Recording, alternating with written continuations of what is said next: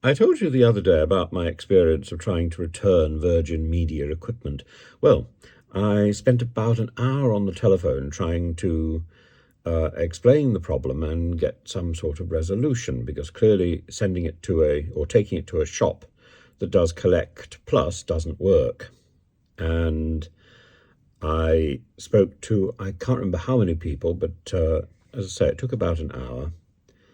And in the process, I had many people putting me on hold and many people transferring me, and nobody was based in the UK, so nobody really knew what the issues were. In the end,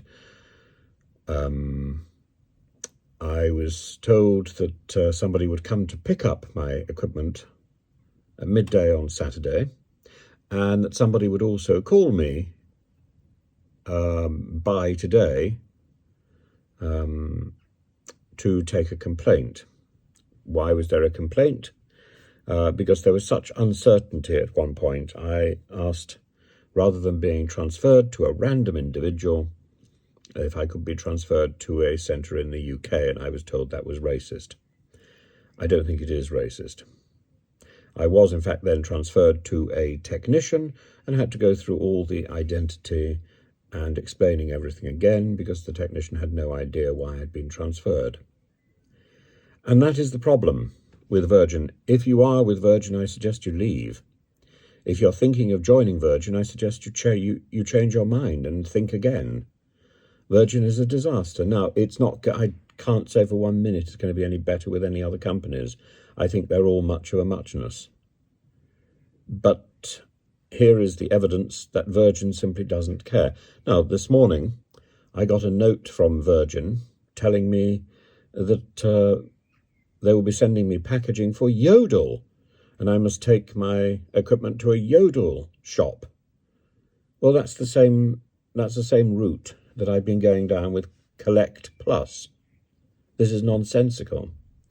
I didn't receive the call from the complaints office of Virgin, and nor did anyone come round to collect my equipment on Saturday lunchtime, for which I stayed at home waiting for someone to come.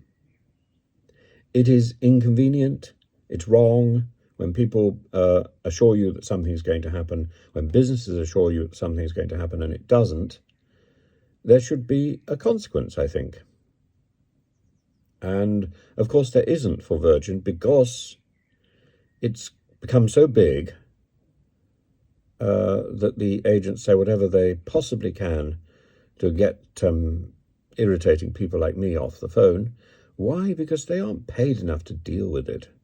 They aren't given enough information. And Virgin doesn't care. And that's the point. Do you want to be paying? I was paying over £90 a month for a service which limped along and was barely adequate. I was paying for a top service because I couldn't get a connection. And I was assured that if I paid the extra, I would at least get the ordinary service, which I got for the most part, but it dropped out regularly. I've now got BT, and I'm in much the same position with BT. BT offered me 1,000 megabytes per second. I'm lucky to get 400, but that is still significantly better than I got for Virgin, and I'm paying half the price. We have to ask, really, whether or not there's something in the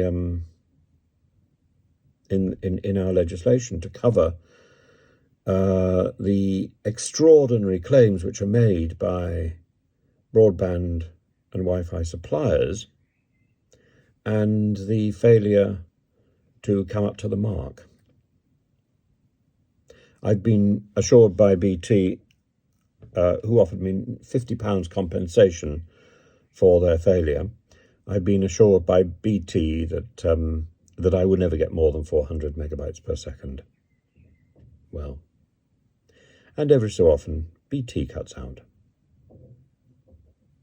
It's not quite what we expected. Is there a service which is reliable? I don't think so in the UK.